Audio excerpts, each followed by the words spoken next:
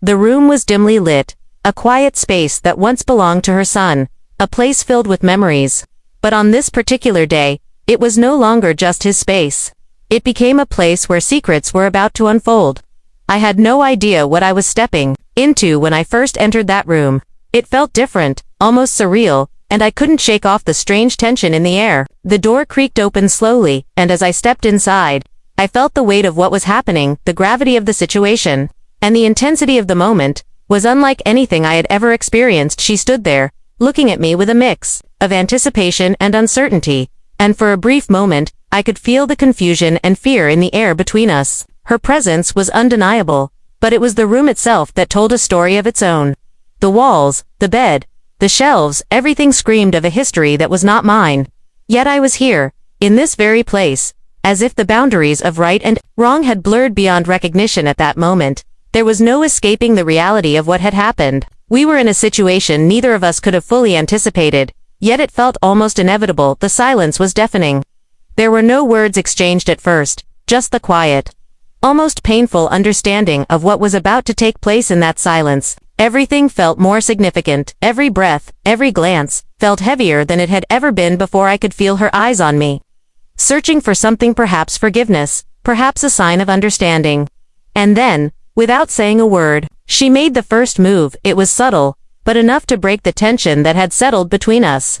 She reached out, and, almost without thinking, I responded in kind. It was like being drawn into a current, unable to stop the flow, unsure of where it would take us, and there I was, in a room that wasn't meant for moments like these. A space that had once been filled with a mother's love for her child, now tainted by a different kind of desire. The irony wasn't lost on me.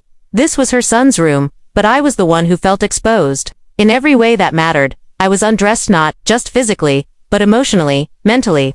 The weight of what had just begun settled over me, and I realized there was no going back. We were both trapped, caught in a web of our own making. Her past, our actions.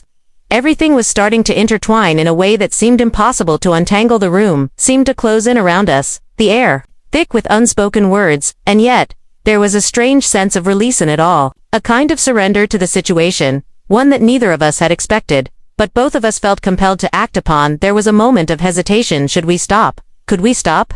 But then the question didn't matter. The lines had already been crossed, and the boundaries we had once held onto so tightly had evaporated into nothingness. What was once a place of innocence had been transformed into something else. Entirely a place where the rules no longer applied. As the minutes stretched into what felt like hours, we both seemed to forget what had brought us here. The room, the sun, the betrayal lit all faded into the background. All that was left was the overwhelming pull of the moment.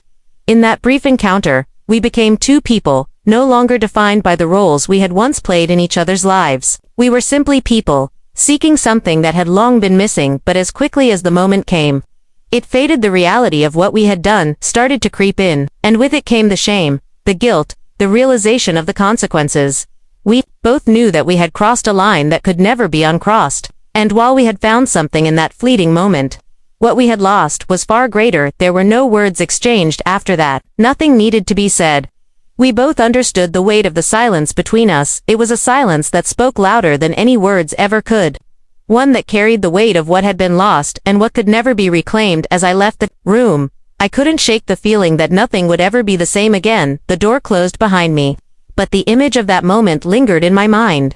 A constant reminder of the choices we make and the consequences that follow. As I walked away from the room, I couldn't help but replay everything in my mind. The weight of the situation seemed to follow me, each step feeling heavier than the last. It wasn't just about what had happened, but what it meant. The silence that had consumed that room was now seeping into my thoughts, threatening to swallow me whole. I kept asking myself, how had we gotten here? How had something so innocent turned into something so complicated? There were so many questions, but no answers. It was like trying to piece together a puzzle that didn't quite fit. I tried to push the thoughts away, to tell myself that it was over, that I could move on, but I couldn't. The more I tried, the more those moments, those feelings, crept back into my consciousness. And then there was her. I could still feel her presence, even from a distance. I could still see the way she had looked at me in that room, eyes filled with longing, confusion, and something deeper. It wasn't just physical attraction, it was something else. Something more dangerous. something that neither of us had been prepared for. I knew I had to leave. I had to get away, from that house, from her, from the situation, but every part of me felt drawn back, as though there was something unfinished, something that needed to be resolved. Yet, the truth was, there was nothing to resolve. It wasn't a mistake that could be undone, no matter how hard I tried. What we had done could never be erased. It was already written, etched into our histories, our minds, and our hearts. I reached the front door, but before I could step outside, I turned back.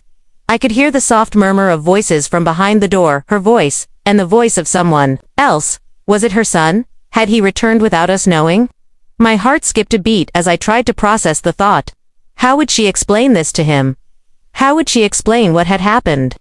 Would she even try to? Or would it remain one of those things, left in the shadows, never to be spoken of again? I didn't want to think about it. I didn't want to be caught in the mess of lies and deceit.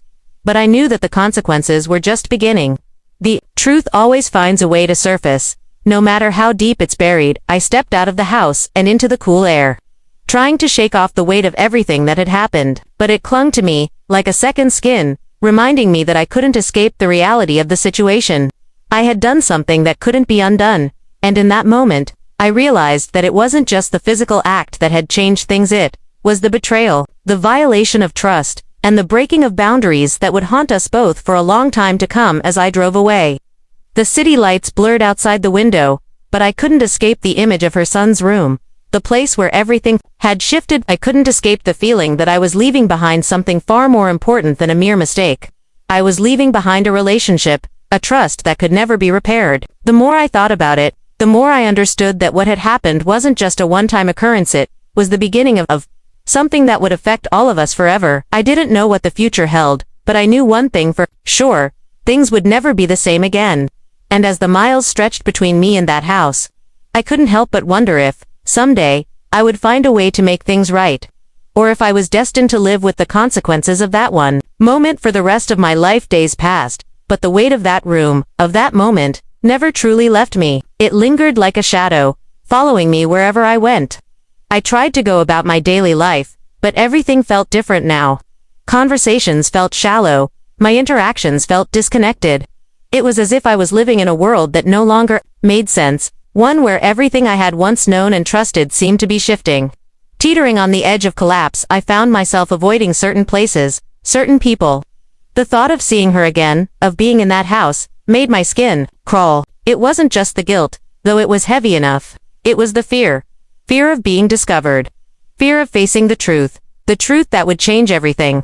I had no idea how she would handle it, how she would explain it all, or worse, if she would even try. But the hardest part was the uncertainty, the not knowing what to do next. In my mind, I could see the outcome in two ways: either everything would come crashing down, or nothing would change at all. The quiet tension that had filled the room that day continued to echo in my mind. Every time I closed my eyes, I could still hear the sound of her breath, the way her body had moved, the way the world had seemed to stop for just a moment. What if I was wrong about everything? What if this wasn't a mistake, but something deeper, something that neither of us could control? Was it just a simple lapse in judgment, or had we both been driven by something we didn't fully understand? I knew I had to make a decision, but I didn't know what that decision should be. The days turned into weeks, and the longer I waited, the harder it became to ignore the truth that was now wrapped around me, suffocating me, pulling me deeper into a situation I wasn't sure I could escape. Then, one afternoon, I got a call from her. My heart raced the moment I saw her name on the screen. I hesitated, wondering what this would mean. Would she confess? Would she tell me it was a mistake? Or worse, would she ask for forgiveness? Knowing that it would be impossible for either of us to truly move past what had happened, I answered the phone, trying to steady my breath. "Hello," I said, my voice betraying the anxiety I was feeling. "I think we need to talk," she said. Her tone was calm, but I could hear the underlying tension. The same tension that had been between us since that day. My heart dropped. I knew what was coming. This was it. The conversation that would either break us or keep us trapped in this lie forever. "And where?" I asked, already knowing I couldn't escape this conversation. "Come over," she said simply. "It's time we face this. We can't keep running from it." I didn't know what to expect, but something in her voice told me this wouldn't be an easy conversation. I didn't know what she was going to say. but I had a feeling it would change. Everything as I drove back to her house, the road ahead seemed longer than usual, the world outside feeling like it was closing in. I didn't want to face her. I didn't want to face what we had done, but I knew that it was inevitable. We were both stuck in a moment that couldn't be undone, no matter how much we wished for things to go back to normal when I arrived. I stood in front of her door for a long time, gathering the courage to knock.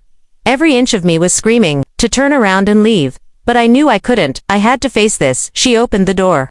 And there it was again, the silence between us. It was the same kind of silence that had filled that room, that had echoed through every corner of our lives since then. "Come in," she said softly, stepping aside to let me in. I hesitated for a moment, then walked past her, feeling the weight of everything we had been avoiding. We sat down in the living room, and for the first time since that day, we truly looked at each other. No distractions, no excuses, just the raw truth between us. She spoke first, her voice trembling slightly. "I don't know how to fix this, but I think we need to acknowledge what happened. We can't pretend it didn't change everything. I know it was wrong, but I can't just pretend it didn't mean something." I listened carefully, trying to absorb her words. Part of me wanted to deny everything, to say that it was a mistake we could laugh off and move past. But deep down, I knew it wasn't that simple. It couldn't be. "I don't know if we can fix this either," I replied quietly, "but I think we need to be honest with ourselves, and with everyone else. Eb, we can't go on like this." Her eyes welled up with tears. And for the first time, I saw how deeply this had affected her. It wasn't just about the act itself. It was about the trust that had been shattered, the lives that had been disrupted. We had both crossed a line that neither of us could uncross, and the consequences were now catching up with us. "I don't know what comes next," she said, her voice cracking, "but I do know that I'm sorry, and I think we both need to figure out how to move forward from here, whatever that looks like." As the conversation continued, I realized that, in some strange way, this might be the beginning of something. Not just the end of what we had done, but the start of facing the truth, no matter how painful it was. It was the first step in a journey that neither of us could predict, but it was the only way forward.